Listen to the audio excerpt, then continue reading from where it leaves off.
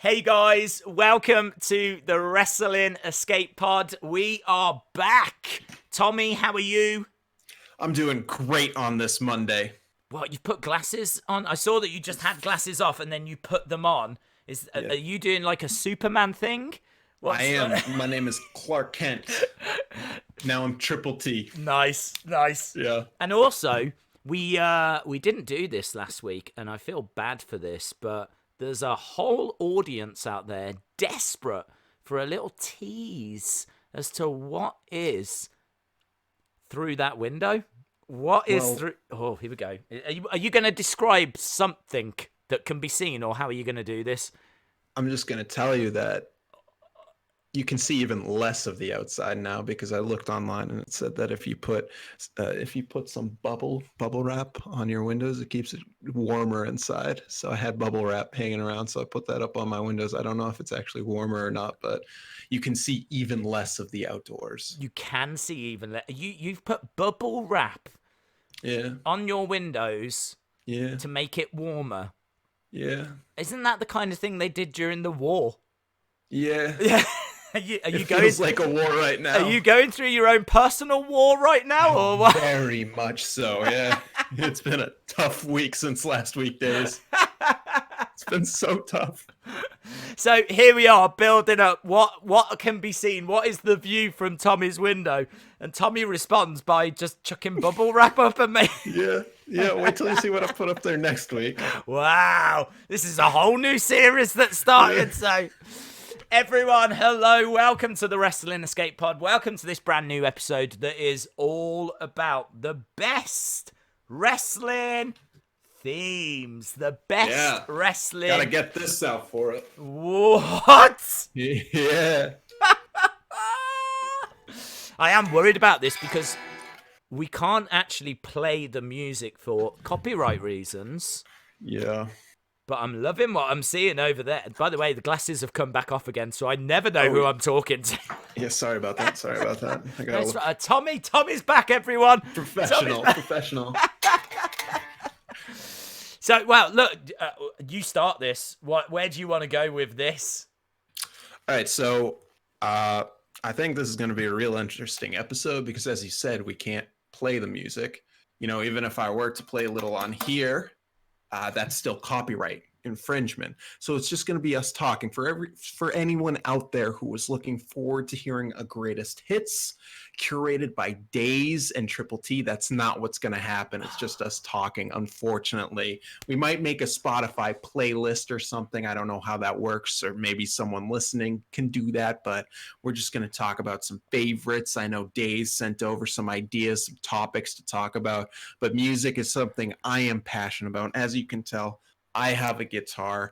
I knew Billy Corgan from Smashing Pumpkins, from Zwan before he was TNA or NWA. So I am one with the music. Music is my high school. So let's start off with the first one you presented to us, the first category, Daze, which is favorite wrestling theme, because it fit. Yes. The wrestler. Yes. So in regards to this one, what I said to Tommy was have a think about what theme you really like that you like because it just really works with that wrestler, and not necessarily the theme that you might put on at home or might, I mean, I gotta be honest, I listen to wrestling themes when I'm just out. If I go out somewhere, I will put on some wrestling themes because I genuinely just like the tracks. But I think the themes we're about to talk about, you might not necessarily do that, but it just works with the wrestler. So, who you got? For me, right off the bat, when you presented that, I was right away Bray Wyatt. I think that song's incredible. It's one of the rare.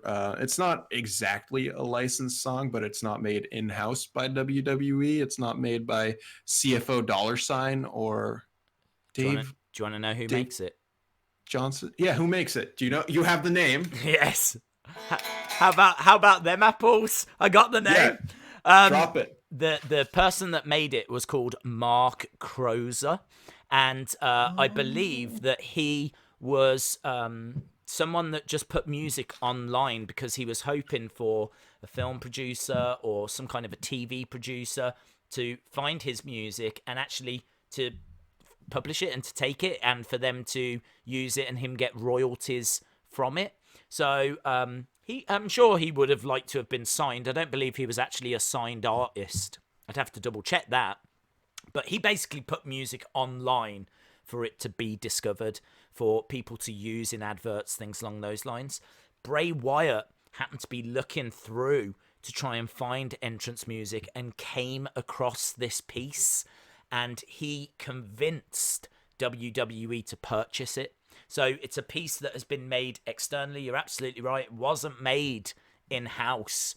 And Bray Wyatt found his own entrance music and convinced WWE to buy it. And that is so rare to have a wrestler whose music is not only just not in-house, but also an unknown song by an unknown artist. Because you got your Ronda Rouseys with Bad Reputation. You have your CM Punks with Cult of Personality, which are both hit songs. You know, people know them. But for Bray to just find this unknown guy and be like, that's pretty cool. Yes, and it's then pretty punk rock. They've twisted it now, haven't they? And yeah, they use a newer version of it for his fiend character, if you will. People still love that song. Yeah. Well, what was yours? Well, what do you? I've got to go with the obvious one, I'm afraid, which I'm sure a lot of people are shouting in the comment section and whatever. I've got to go with Undertaker. I can't imagine The Undertaker with any other music. I mean, I really feel like The Undertaker coming down with those gongs, with that, it's kind of like the funeral march, isn't it? And it's not something that if I'm out, I will ever put on and listen. I don't like to sit at home going, yeah, dun, dun, dun, dun, dun, dun, dun, this is my jam. Woo, party! No, we're not doing that. But yeah, I just can't imagine. I mean, could you imagine him with anything else? I mean, I know that when he went American Badass and he had Limp Bizkit, right, and he went rolling and everything. Shout out for Limp Bizkit. Shout out to Limp Bizkit. But come on, the dead man character. Chocolate Starfish. Love it. Absolutely love it. I have got another one as well that I've got to mention because good. I love it. I do too. Go with yours first. All right, Marty Scurll. I feel like a lot of the people when they're heels and the music. Sorry to get a little music talk here. It's a lot of minor scales, minor chords. It really fits the character more than majors fits babyface characters. I don't know why. For me, whenever I hear, I feel like a lot of heel songs fit heels better. But I know Marty Scurll, his song's perfect for him. It's perfect for the villain. Yeah, I mean, one of my favorite moments in recent times was seeing Marty arrive in the NWA. It was at their, I want to say, Into the Fire show. It was one of their pay-per-view shows, and it was right at the very end. We didn't know that he was even there. There was no rumors he was going to be in attendance or anything like that. And man, when he came walking out, my reaction video's up on YouTube. I think I screamed the neighborhood down. So yeah, Marty's music is awesome. What a great look as well Marty has got. You know, his whole entrance attire. Obviously, he's killing it over in Ring of Honor, isn't he, at the moment? So mine has got to be the Ugandan giant, Kamala. Did you ever hear Kamala's music? No. So Kamala, right, was obviously a tribesman, and he had a shield. He came out in like this mask, this long mask, and he had a handler because rumors were he was a cannibal. Like, left to his own devices, he would just go completely crazy. He'd eat the crowd. So they had to have a handler for Kamala. So he would come down, and the music was like, and it was all this kind of Sometimes all this Tribes music.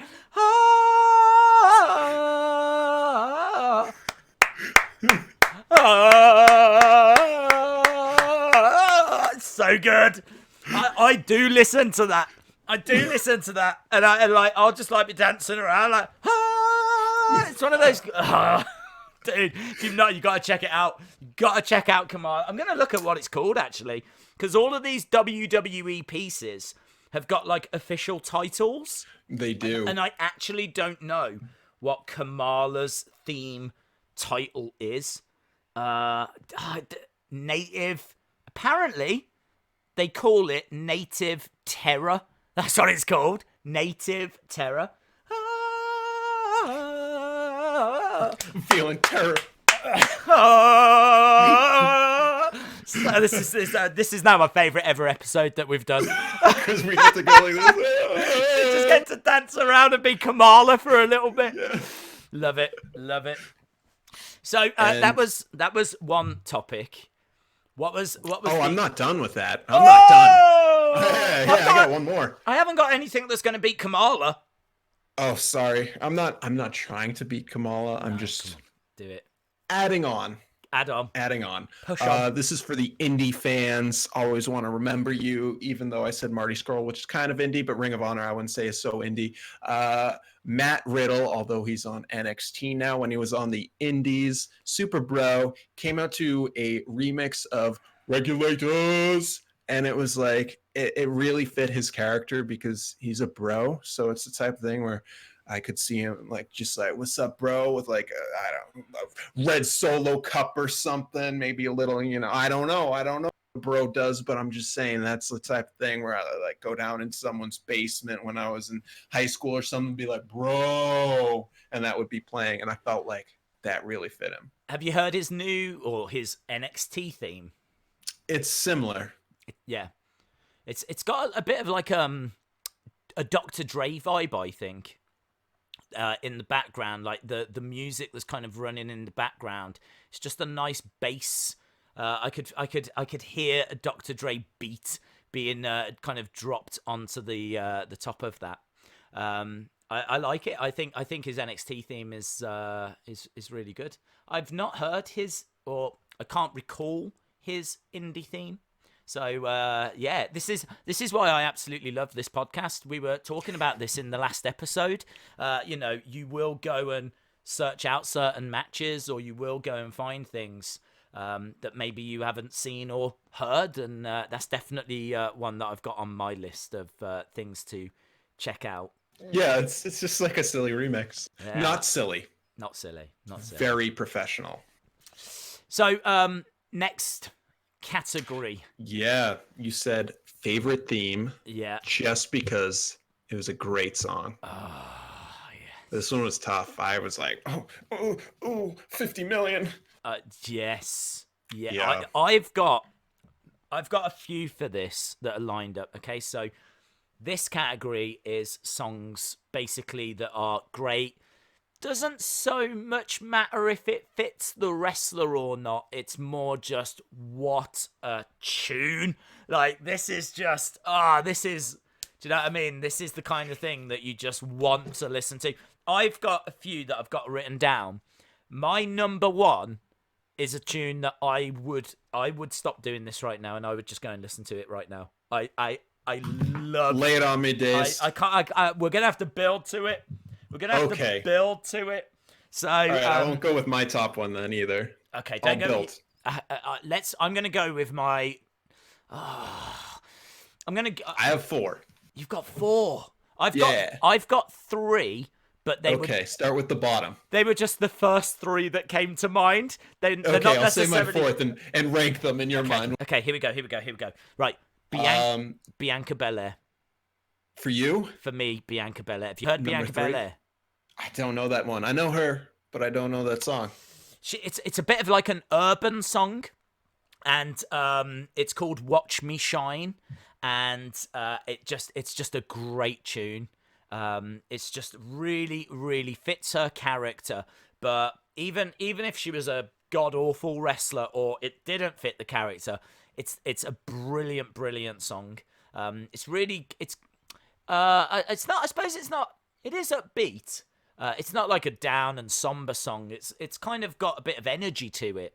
But as I said, it's kind of a bit more hip hop, a bit more urban, and kind of really suits her because she carries herself with a lot of swag.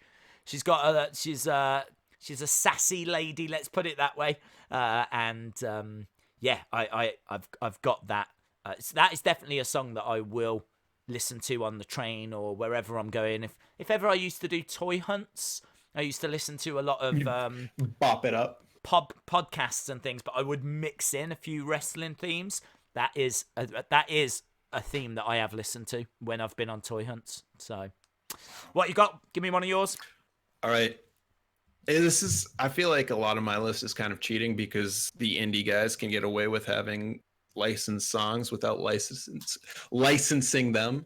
But this is someone that was on TV using this song. It is Billy Corgan when he was in TNA using Smashing Pumpkins' Tristessa. That's a great song off the album Gish or Jish. I don't know exactly how it's pronounced, but super early Pumpkins, super fun sound. And it was, I think, Rockstar Spud also came out to 0 or something like that. But when Billy Corgan was on TNA, it was awesome because everyone was using Pumpkin songs, and yeah, that was cool in my mind. He actually created a new song recently. I think it was off his new album, which I think was for the show Hard Times.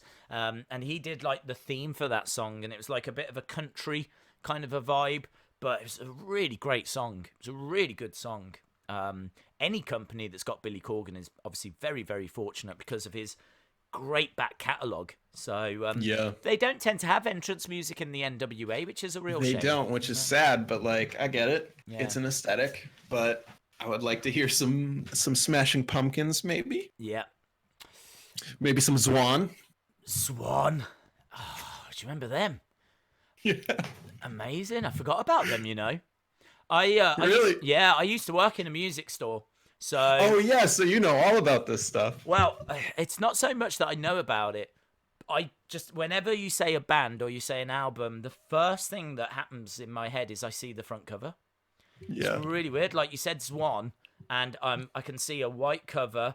I feel like there might be a rainbow in there. There's some kind of a swan on the front cover, and I think it said Swan at the top as well. And I just remember. I remember the album cover and artwork more than I do the actual sounds, which is really weird. But great band.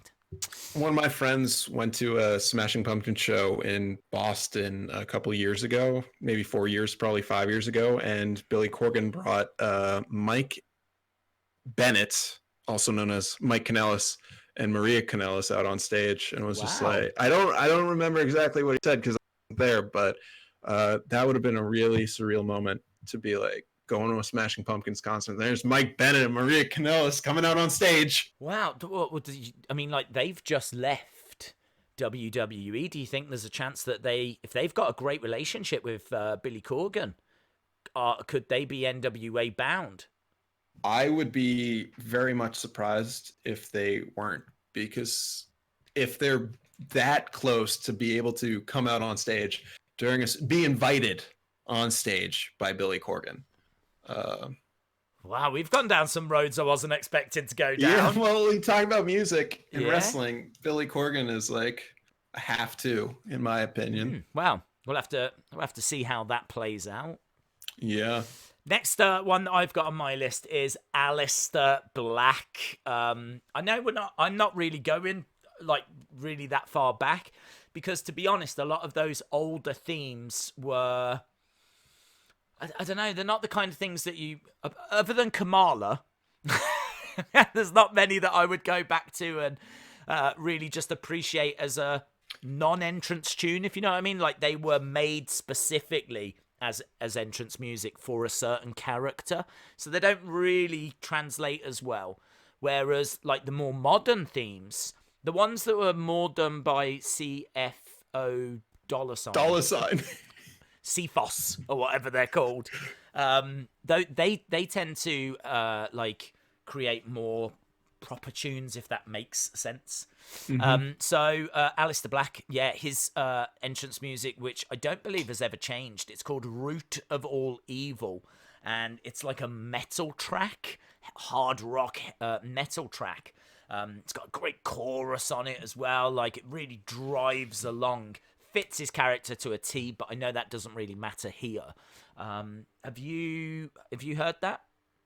No, but I am gonna take a little beef with you saying that you prefer CFO dollar sign, because I am a big, I think here I am saying I'm a big fan of his. I don't even know his name, but I think Jim Johnston who did all the music before. Yeah. I think he was an incredible talent, and he made some amazing music. But I do agree with you that it wasn't until like the 90s or so that music started really like, oh, this is hopping. And by 90s I mean 2000s, because for some reason I always think like the 2000s. Yeah, 90s. by the 1970s I mean yesterday. Yeah. But speaking of 90s music, did you know that Jimmy Hart, when he was doing most of WCW music, was just ripping off bands, and like 90% of the WCW wrestler theme songs are just straight up copies of popular music? And I do not know how they weren't sued, because if you listen to DDP's theme, it's 100% Nirvana Smells Like Teen Spirit. And you just go through, and like Chris Jericho's was Pearl Jam Even Flow.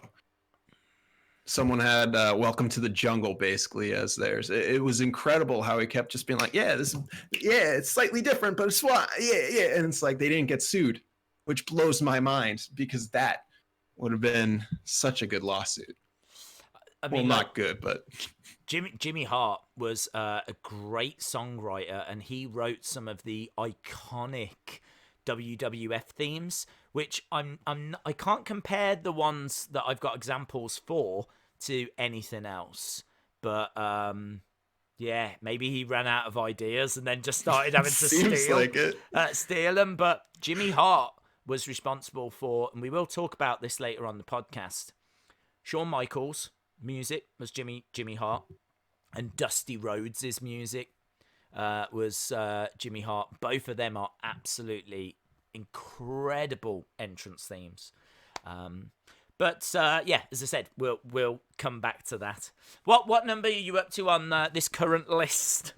I'm cutting mine down. I had CM Punk on there, but I already talked about that enough. So I'm going to go with Drew Gulak's indie theme, which was Dio's Rainbow in the Dark, which I don't really feel like it fit him that much as a wrestler, but it's a kick-ass tune, and every time it came out, it really hyped me up. But then, like, mat wrestling isn't the most thing to get hyped up about, even though it's really good, and I really enjoy watching it. It's not like he comes out and I'm like, yo, mat wrestling time, here we go, boys. You're a big Drew Gulak fan, though, aren't you? I am, yes, very much so. I remember you talking about that in the figure episode.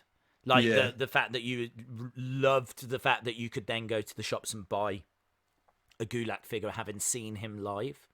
Absolutely. I don't know that piece.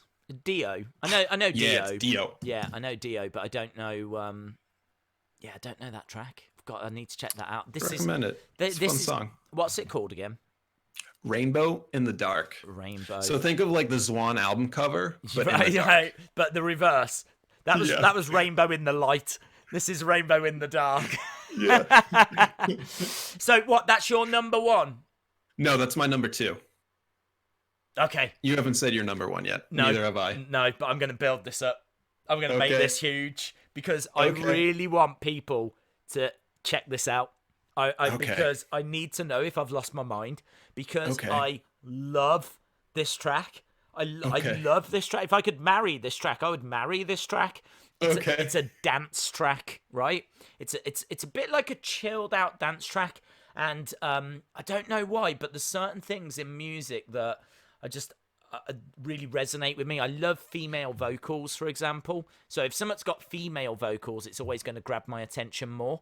I love dance music, but not like trance or anything like that. Just something that's a bit more chilled. This has got female vocals. It's got like chilled out dance fight. It's like it's just ticking every box for me, and it is not even this person's current entrance music. So you're gonna have to search for this.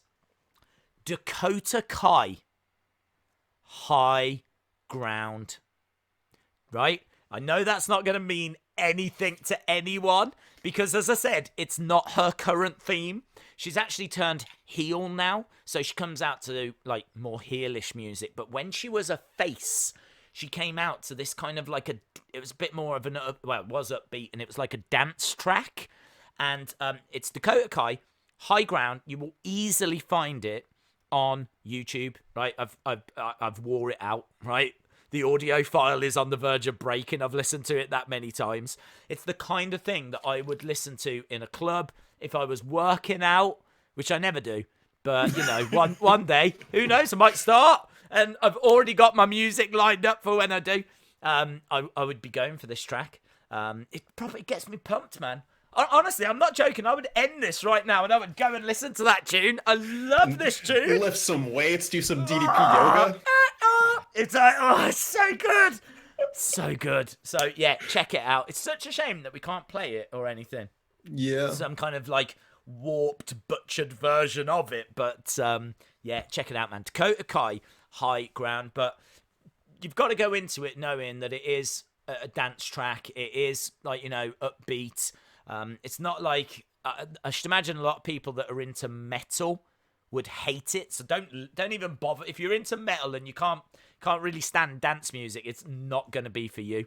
But it does it ticks the boxes for me. So, what's yours? What's number one? I'm realizing now that, like, other than Bray Wyatt, I'm very non-WWE on this episode. Although I almost said CM Punk, but this one is not CM Punk. This one is New Japan. Roppongi Vice. Oh. I love that rap, Rocky Romero. And he, like, if it's like the same thing as you, if that comes on, I'm like, Roppongi Vice. Yes. And I just like, and then also Roppongi 3K.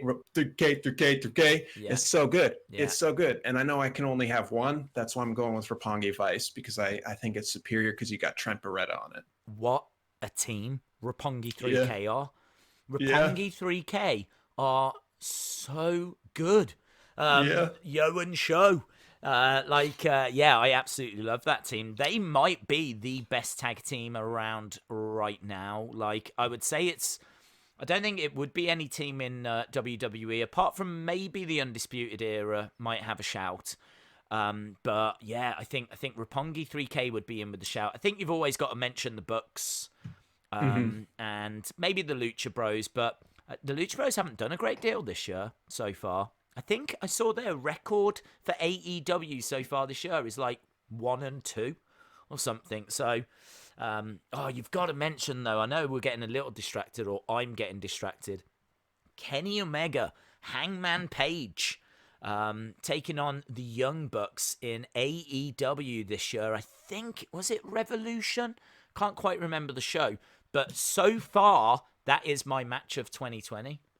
And it was a tag match, and it was in AEW, and it is so good. I think Dave Meltzer gave it 6 stars. I think it's the highest rated tag match ever by Dave Meltzer, and it happened in 2020. So yeah, just a bit of a sidetrack there, but hold on, I can segue this back. So speaking of star ratings, how many stars does Dakota Kai's song get? Out of 5. Out of 5, but he gives things 6, so go however high you want. Wow, I mean, I'd be giving it like 5 out of 5. Genuinely, I would. So it would be a 6 out of 5 for you? Wow, that song that doesn't exist yet. Okay. You need to make it on your thing. Dakota Kai. Yeah, I need to make it on my... I do, yeah. I need to get my Deluge Simp Storm out, which is going to make no sense to anyone that's listening to this on the podcast or never actually watched the earlier episodes. But I do have a little groove box, which I haven't even started using yet. But I would say Dakota Kai would be like 5 out of 5, and I feel like you could get better. Don't get me wrong. I feel like there is a better song that will come along. So I'm quite happy with 5 out of 5, because then there is potential for for the 6. Mhm. What about you? What would you be scoring your top track? Yeah, 5 out of 5. 5 out of 5. I don't want to go 6 out of 5 yet. Nice. Because Rocky Romero's still making music, so Well, there we go. yeah, there's always potential. So there was another category, wasn't there? Wasn't there a third? Yeah, it was all I had written down was unknown wrestler song. I don't know what that means. I took terrible notes. Right. I can pop up the email. So this is going to be a tricky one because this is a track for that people might not have heard. Like my Dakota Kai example would have been really good here because it's. I was trying to think if people were listening to this episode about themes. Yes, of course, we're going to be in a second talking about classic themes, right? I've actually got WWE's top 3 that they themselves class as the top 3 themes. So I've got that information to come. I've got a bit of information on Jim Johnston as well, and I've got a fact, especially for you, that I think you will love. Right? So we've got some good stuff coming up. But I thought if I was listening to this episode, what would I want to get from it? I think what I would want to get from it is I wouldn't want to hear people just talking about DX, Undertaker, Shawn Michaels, the classic themes. I would want to be introduced to some themes that I've not heard. Now, I think actually we've done a pretty good job of that. With you going into the Indies and me talking about some random Dakota Kai theme. We might have already boxed this off. So was there anything on this that you wanted to add, or are you quite happy to say we've probably covered it? Basically, it was again me being pretentious and being like AJ Lee's T theme that she used for a little bit, and Joey Janela's indie theme, which was Protovision by Kavinsky, a French electronica artist that only made 1 album. We're waiting for a second, but I think it's far superior to his AEW song, and I'm actually really sad every time it comes out because I want to hear those beats. Very, very cool. Very cool. Yeah. What did you have here? Was it Dakota Kai? Yeah, every time. No, I mean, on this, I thought it might be nice just to drop in like a current star, someone that's only just emerged on the scene. And so I've gone with Dexter Lumis from NXT. So Dexter Lumis, a lot of people, his music I think is really interesting, and everyone says it sounds just like something from Stranger Things. So if you're into Stranger Things, I think you would really like Dexter Lumis's theme because it's very, very similar.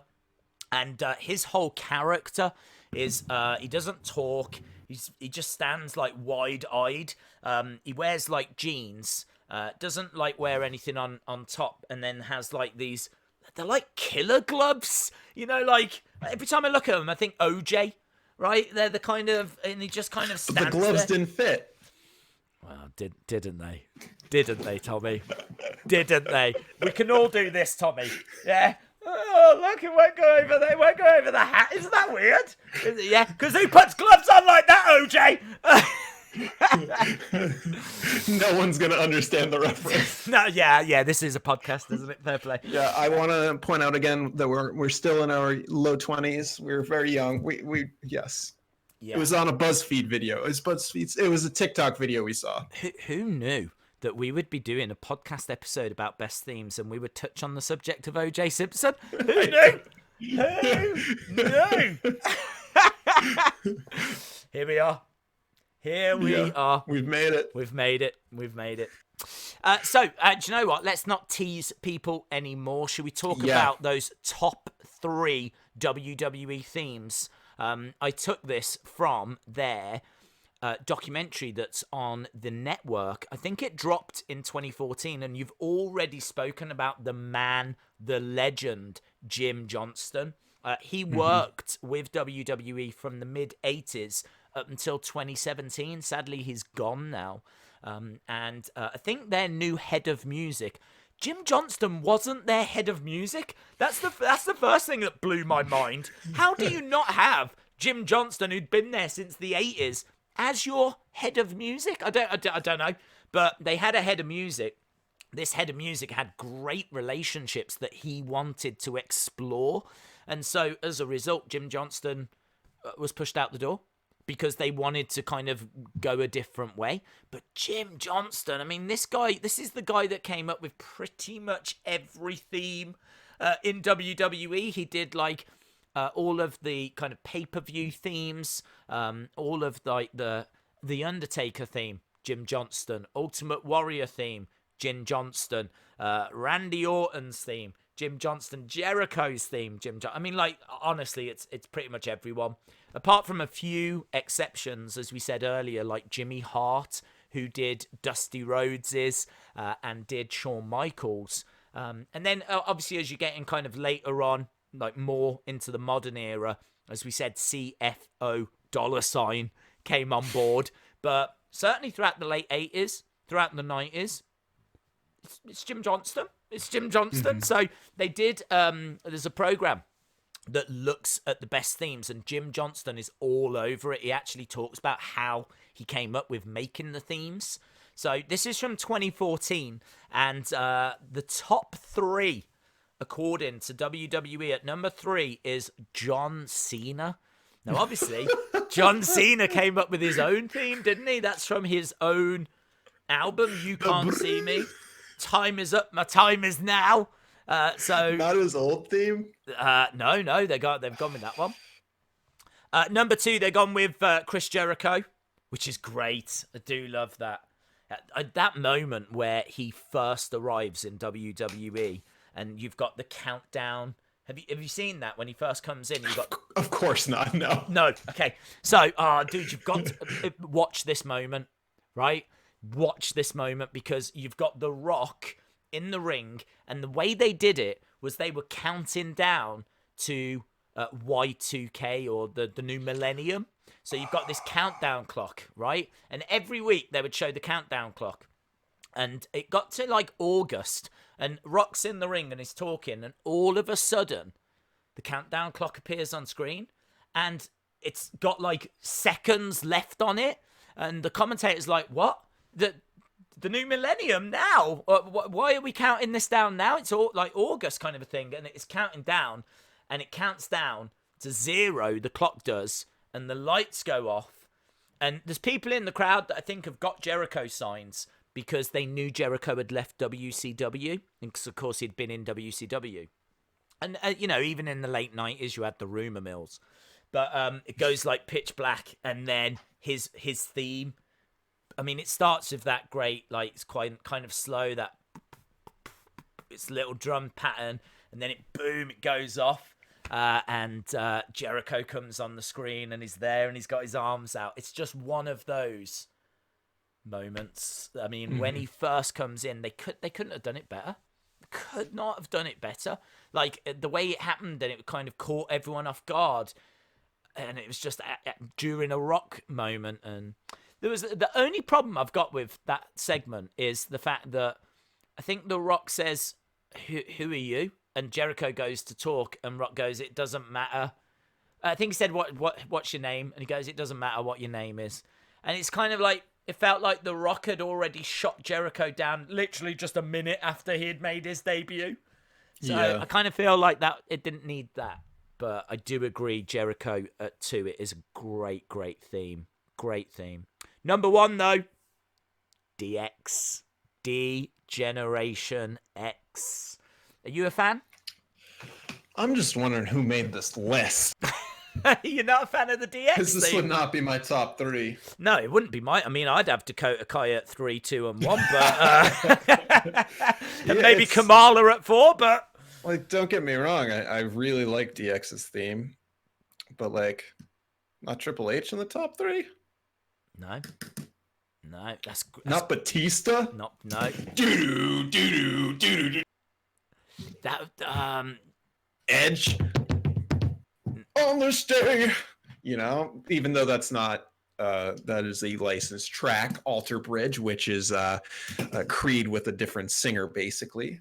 Look at this knowledge. Look at all of this knowledge being thrown around. I'm a big Creed fan over here. No, it's good. They're great, all great songs, and they did all feature within like the countdown. But this was the top 3. Yeah. I'm sorry. This is not my 3. I didn't vote for this. I do think a lot of people are going to be on board with DX being quite high, though. That DX track gets a lot of love. It's a hot track. Don't get me wrong. It's real good. I just number 1. I don't know. I don't know if I can agree with that. What would you have? Honestly, I don't know. Okay, cool.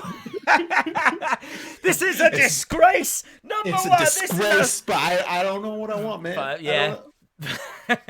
But it's probably about right. It just seems like there have been hundreds, if not thousands, of wrestlers that have gone through the WWE system who each had their own theme, and for that to be number 1, I don't know. Yeah, well, look, I mean, watching that program also gave me a fun fact that I think people would enjoy. Trish Stratus had her theme song actually recorded by Lil' Kim. So yes, Lil' Kim actually does like the vocals for Trish's theme. And Trish actually speaks out on this documentary about how, it's such an honor to she loved Lil' Kim, so having Lil' Kim come in and do that was, meant a lot to her. And she says that she loves the lyrics and all this kind of stuff.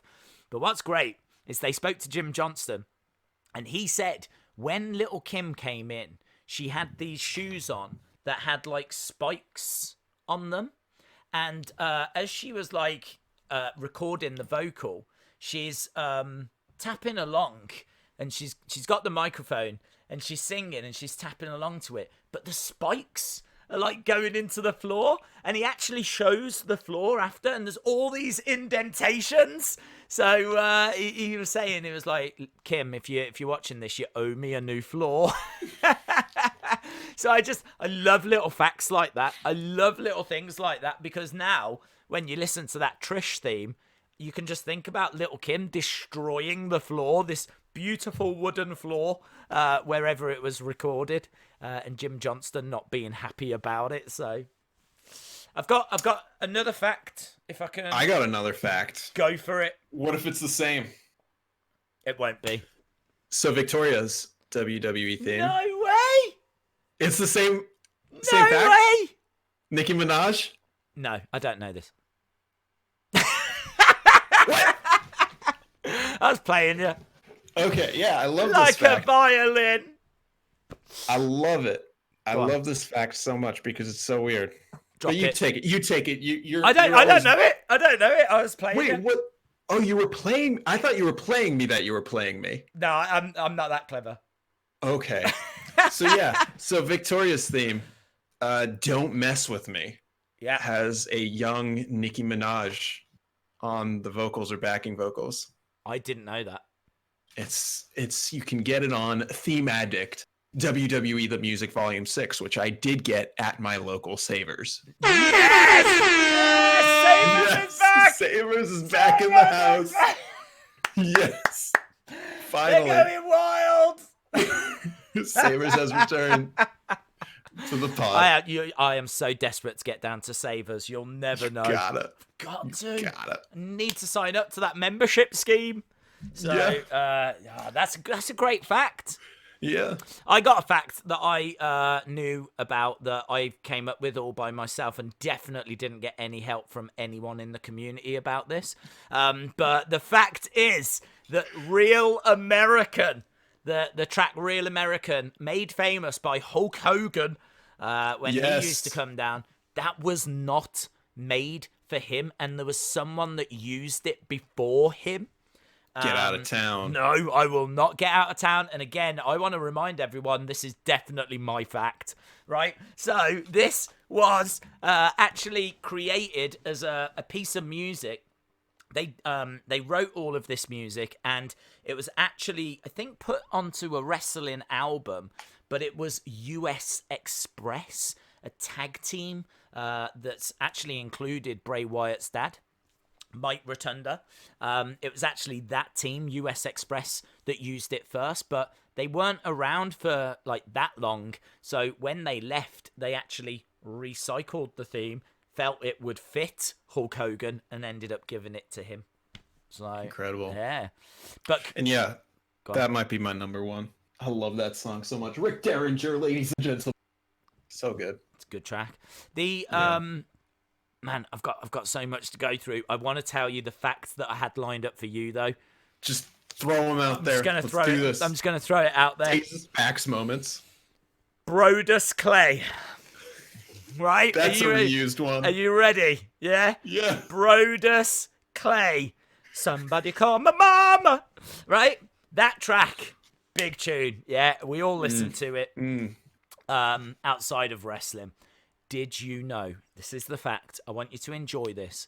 Did you know that was actually stock music that they had, right? That they ended up giving to Brodus Clay, and they turned into Somebody Call Your Mama. But did you know that other wrestlers had used that music as well? I did. You did?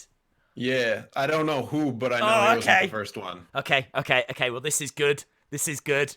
Because I'm about to tell you who also came down to the ring with this piece of music. And this might be the greatest fact in the history of facts. Brodus Clay. Somebody Call Your Mama. Was also the entrance music for God. God. Actual God. God. God. What? Right, the backstory. Shawn Michaels found religion, right? Vince McMahon took the mick out of Shawn for this. There was a whole feud that was going on at the time. So I believe it was Shane and Vince, and they challenged Shawn Michaels, and they said, we'll even let you have God in your corner as well. So how about Shawn, you and God take on Vince and Shane? And so it built up to this tag match, right? So they actually had, this is an actual thing that happened, they had a spotlight on the stage, and they played like earthly beautiful choir music, and then they like moved the spotlight to make it as if God was making his way down to the ring. Like, it's so distasteful. Like, for people that are deeply religious, I'm really sorry about this, but like, it was brought down to the ring, and Vince was like, cut the music. God, we're throwing it all out there tonight. I know that you're more fun than this. And so he goes, let's play a better, more upbeat track. And they play Brodus Clay's music. It doesn't have the Somebody Call Your Mama, because I don't know who God's mom is, but It didn't have the vocal track on, but it did still have the funky boom, boom, boom, boom. And so God comes down to the ring to that music. So, and also Ernest the Cat Miller, but that's nowhere near as funny. So yeah. So yeah, I mean, I love that fact. I really, really love that fact. Top tier fact. Have you? I know this is best, but can you think of any music that you absolutely hate? Yeah, everything they make for Cesaro other than Real America. Yes. Poor guy. Yes. Always ass. Sorry, can we swear on this pod? Yeah, we have now. Okay, I tell you what. I think everyone knew as soon as they clicked on best theme music, this was going to be a swear fest. Yeah. Why? Who's your least? Do you know what? I couldn't tell you what my least... I'm thinking like... I don't know. I mean, like, Right to Censor comes to mind, because it was just a siren.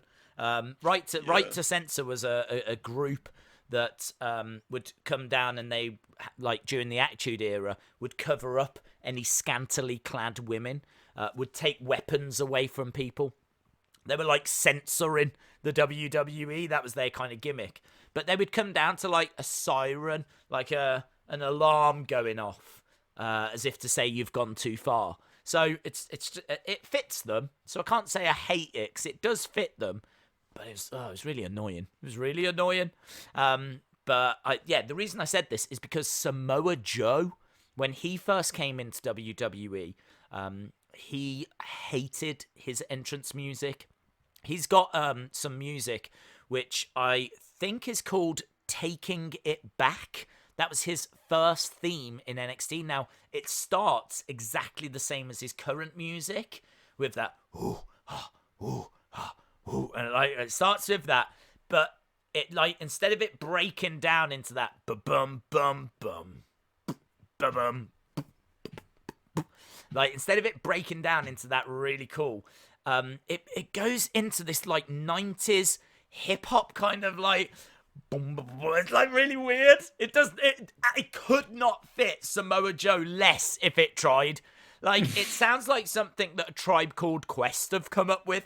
It's nothing to do with Samoa Joe whatsoever. It's like it's got a bit of funk to it, and it's got like some nice. You could totally imagine like a Tribe Called Quest or one of those kind of 90s groups kind of spitting some lyrics over the top of it. It's got a nice like funky feel. It's like it's so not Samoa Joe, but he hated it that much that he actually complained to Triple H, and they tweaked it. And I think his new music now is called The Destroyer, which, you know, fits a lot nicer. Fits a lot nicer. I've got just a couple more things to touch on. Obviously, Stone Cold, I think, is going to be a lot of people's favourite theme. Again, fits in perfectly. And what I really liked was Jim Johnston said that when they do entrance music, they try to take you out of the world that you're in. So you could be sitting there talking to a friend, but as soon as that music hits, they've got to get your attention. You've got to be in a new world, if you will.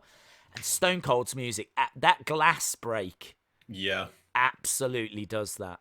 Absolutely does that. And again, in that 2014 documentary, Jim Johnston says that glass break is actually not just one glass break. It's 3 glass breaks, an explosion, and a car accident. He needed the sound to be so big that he actually chucked all these different things into it just to try and make this like. He says if you listen carefully, you can hear the car accident, like during that glass break, which I've not heard, to be honest. But I thought that was a really fun fact. I like that fact. Was there anything else you wanted to chuck in? No. I feel like my Nicki Minaj was my trump card. It's a good trump card. It's a good trump card. I got a couple of more quick little bits to go through. We've got Mankind was the first superstar. So actually, before this, we could go back to the first entrance music. You're going back to the early 1950s. So Mildred Burke was one of the first to have entrance music. Gorgeous George is kind of credited as the first as well. His entrance music was, I think it's Pomp and Circumstance, which is the exact same tune that Macho Man used. Obviously, it's a famous piece of music. But entrance music, it wasn't really a thing. Like in wrestling, only a handful of wrestlers in the world had entrance music in like the 50s and the 60s and things like that. Most people just walked out to the ring. But it really kind of found its feet in the 80s. That's when a lot of stars started to get their own entrance theme. So, Mildred Burke and Gorgeous George are amongst the first. But the first superstar to have entrance music and different exit music was Mankind. Mankind had like kind of dark music as he would come to the ring. But as soon as he finished his match, his exit music was different. And it was actually more serene. And what he has said is that they wanted it to be that he was twisted and he was all kind of, in a dark place as he went towards the match. But the match and what he did during the match was his release. So that's why after it's just a nice little piece that plays as he leaves. It's a bit like a lullaby kind of a thing, Yeah, it's beautiful. Yeah, as he leaves. So I really love those facts. Just a little bit on the history of entrance. Gotta have our History Days moments. Oh, I love to chuck them in. I love to chuck them in. I know that Goldberg's theme was used on Damian Marley's Welcome to Jamrock album. If you've got that album, track one, heavily all throughout uses Goldberg's entrance music. And I love that album as well. It's one of my favourite albums. I love Welcome to Jamrock. I actually saw Damian Marley in concert. Did he play the Arthur theme song? No, that wasn't him. That sorry. that definitely was not Damian Marley. Yeah, sorry about that. And the other fact I got, and this will be me done. The last one. Fandango got to number 2 on the UK iTunes charts. That's awesome. That's incredible. Do you remember how over that was?